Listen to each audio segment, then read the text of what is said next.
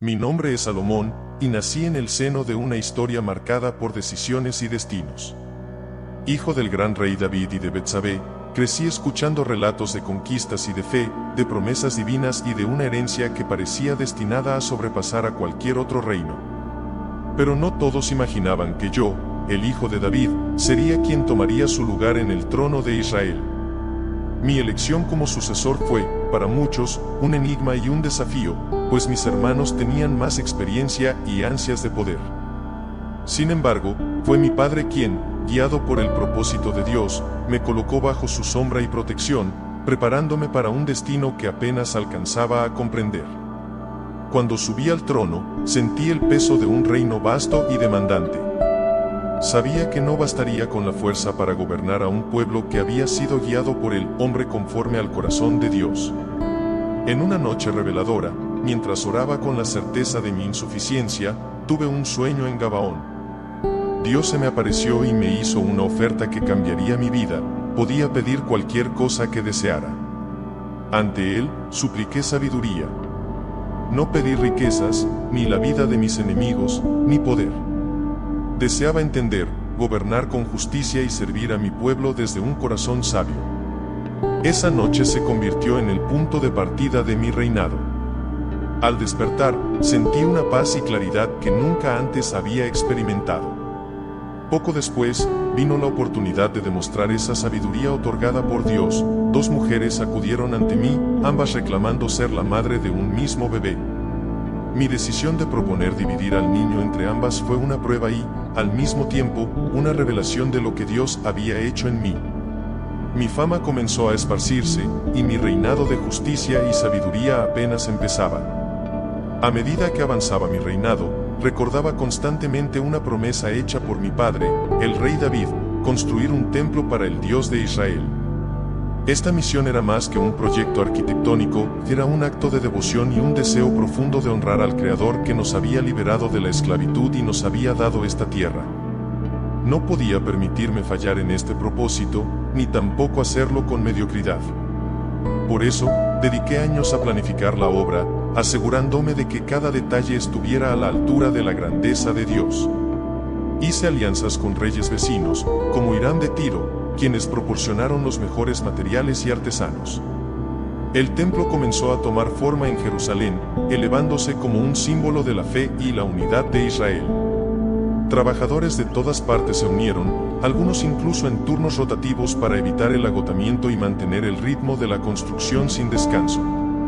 Piedra tras piedra, la visión de mi padre y la misión de mi reinado cobraban vida. Finalmente, llegó el momento de la dedicación. Frente a Israel reunido, me postré y oré, pidiendo a Dios que este templo no solo fuera una estructura física, sino el lugar donde su presencia habitara, un refugio para cada oración y súplica que ascendiera desde la tierra hacia el cielo. Aquella ceremonia fue un clímax de fe y esperanza, una muestra de lo que Israel podía alcanzar cuando su corazón estaba alineado con el Altísimo. Sabía, en lo profundo de mi ser, que el templo sería el legado más grande de mi reinado, aunque, como pronto descubriría, mi vida y mi reino me tenían reservadas otras pruebas y revelaciones. Con el templo dedicado y mi pueblo fortalecido, Israel floreció como nunca antes. Nuestro reino se expandió, la economía creció, y el nombre de Salomón resonaba no solo en nuestra tierra, sino más allá de las fronteras, donde otros reyes y reinas escuchaban rumores sobre mi sabiduría. No era algo que buscara, pero mis palabras y enseñanzas parecían abrir caminos, y pronto comenzaron a llegar visitantes de reinos lejanos. La visita de la reina de Saba fue una de las más memorables. Ella había oído de mi sabiduría y quiso ponerla a prueba. Formuló enigmas y preguntas complejas, pero con la ayuda de Dios respondí cada una de ellas, demostrando que mi sabiduría no era de este mundo, sino otorgada desde lo alto. La reina quedó asombrada, no solo por las respuestas, sino por la paz y el orden que halló en Israel, y partió con regalos y la certeza de que, efectivamente, había algo divino en nuestro pueblo. Durante esos años, dediqué tiempo a escribir proverbios y composiciones que resumieran lo que Dios me había enseñado sobre la vida, el valor de la justicia y la naturaleza humana. Mis escritos, como el Cantar de los Cantares y el Libro de los Proverbios, buscaban iluminar y guiar, dejando a Israel una herencia de sabiduría práctica y espiritual. Pero mientras el reino disfrutaba de este esplendor, una sombra comenzaba a cernirse sobre mí. La vanidad, la complacencia y el poder parecían acercarse, y pronto, mis errores serían tan conocidos como mi sabiduría. A pesar de todo lo que Dios me había dado, mi corazón comenzó a desviarse. En busca de alianzas y acuerdos de paz, tomé esposas de diversas naciones, reinas y princesas que traían consigo sus costumbres y creencias. Pronto, estos matrimonios se convirtieron en trampas para mi alma. Mis esposas insistían en que honrara a sus dioses, y, en un acto de debilidad, permití que se construyeran altares y lugares de culto para ellos. Mi corazón, que había sido íntegro ante el Señor, empezó a dividirse.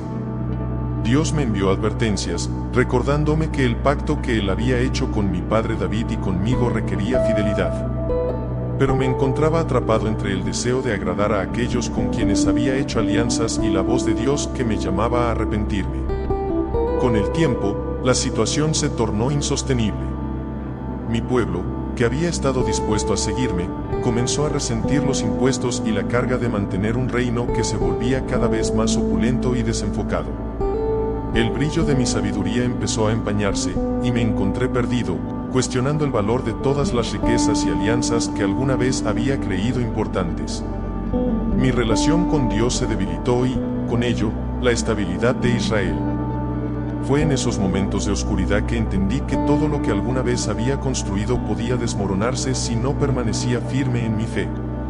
Al final de mi vida, reflexioné sobre mi reinado, y aunque logré grandes cosas, también cometí errores devastadores. Dios había sido misericordioso, pero el precio de mis actos era inevitable. El Señor me advirtió que el reino se dividiría después de mi muerte, como consecuencia de mi idolatría y de haber apartado mi corazón de Él. Saber que mi descendencia y mi pueblo sufrirían por mis errores fue una carga pesada que llevé hasta el final. Sin embargo, en medio de esta pena, hallé consuelo en las enseñanzas que había dejado. Mis proverbios, mis escritos en Eclesiastés y la grandeza del templo permanecían. Sabía que, aunque mi vida había tenido sombras, mi legado podría inspirar a generaciones futuras a buscar la verdadera sabiduría, aquella que proviene solo de Dios. Así, en mis últimos días, comprendí que la verdadera grandeza no estaba en el poder, la riqueza o las alianzas, sino en una vida guiada por la devoción a Dios y la humildad. La vanidad de mis logros materiales palidecía ante el valor eterno de la sabiduría divina. Y así, dejé este mundo, sabiendo que mi historia, con sus altos y bajos, sería una advertencia y una guía para los reyes y siervos que vendrían después de mí. Porque al final, yo, Salomón, no fui más que un hombre buscando la sabiduría y la gracia de Dios.